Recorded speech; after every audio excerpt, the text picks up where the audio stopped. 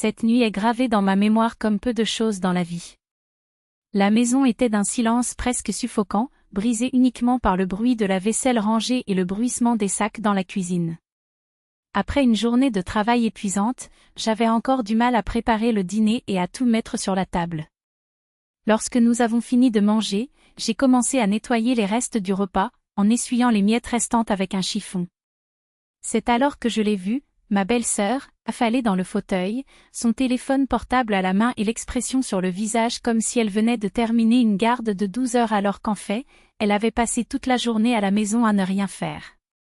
Calmement, mais sans cacher la moindre déception, j'ai demandé quelque chose qui aurait dû être évident.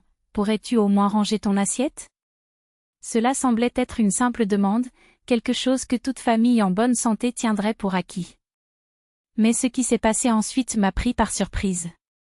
Elle releva la tête d'un coup sec, les yeux pétillants d'une colère disproportionnée, comme si j'avais commis la pire des insultes.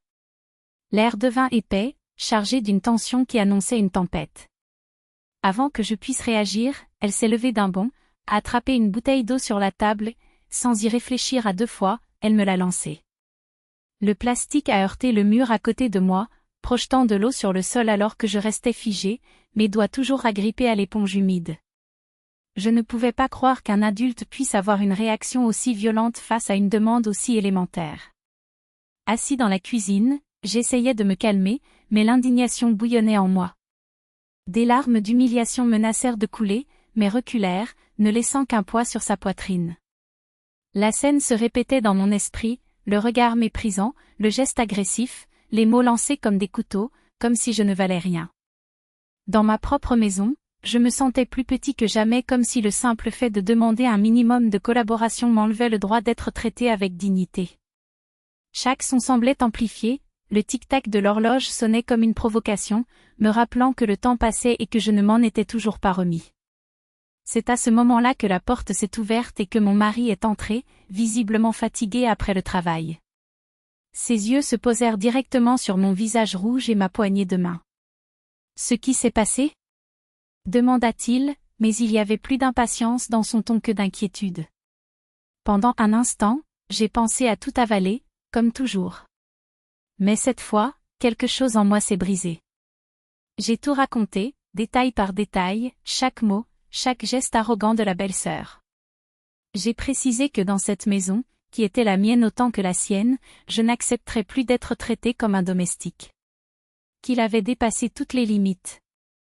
Il fronça les sourcils, mais, comme à son habitude, essaya de se justifier, elle est comme ça, elle a un caractère difficile, elle doit être stressée, ce n'était pas fait exprès. Mais je ne pouvais plus accepter d'excuses boiteuses. Cette fois, il ne reculerait pas. Je me suis levée de ma chaise, je l'ai regardé dans les yeux et j'ai dit avec une fermeté que je ne connaissais même pas, si vous ne résolvez pas cela avec votre sœur, je le résoudrai moi-même. Je ne leur permettrai pas de m'humilier dans ma maison. Il resta silencieux, visiblement surpris par ma position. Et pour la première fois depuis longtemps, j'ai ressenti le pouvoir de mes propres mots et je savais qu'il n'y aurait pas de retour en arrière. Une semaine s'est écoulée depuis cet épisode, mais la tension entre moi et la belle-sœur n'a fait qu'augmenter. L'atmosphère à la maison était devenue insupportable, comme si un épais brouillard planait sur tout. Chaque dîner se transformait en duel silencieux, elle frappait violemment les couverts, roulait des yeux à chacun de mes mots, murmurait fort à d'autres proches pour que j'entende des fragments de phrases comme « la voici encore ». J'ai essayé de l'ignorer, mais le sentiment de mépris et de fatigue n'a fait qu'augmenter. Il n'a pas demandé grand-chose, juste le minimum de respect que quiconque mérite. Jusqu'à ce qu'une de ces nuits, avec tout le monde à table, mon mari remarque que l'air était si épais qu'on pouvait le couper avec un couteau. Il laissa tomber sa fourchette, regarda des deux côtés et, d'une voix qui ne laissait aucune place aux répliques, déclara « Ça suffit.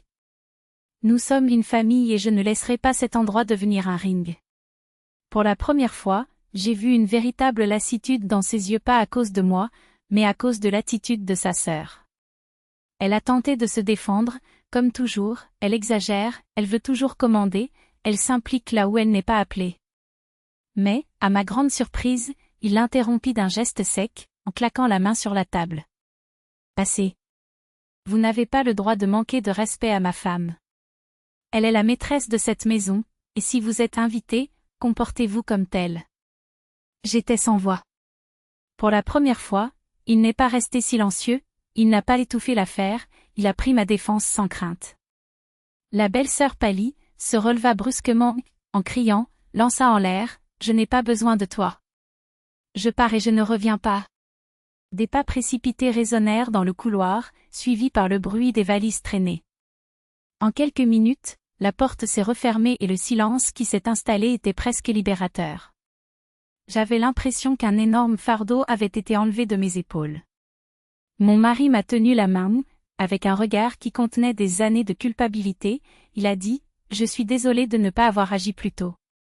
Cela ne se reproduira plus. » Ces paroles valaient plus que n'importe quelle victoire.